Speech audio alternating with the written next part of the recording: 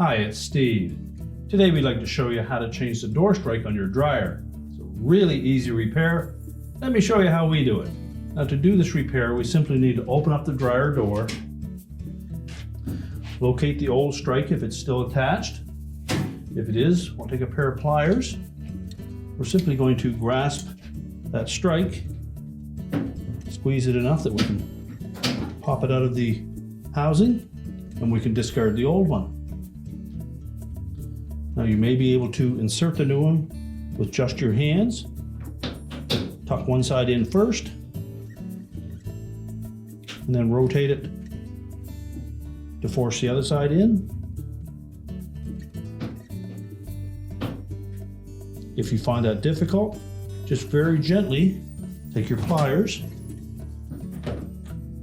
and just squeeze it enough to insert it into the opening.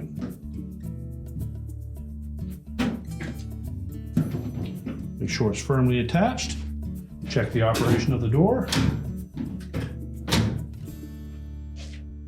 And your repair is complete.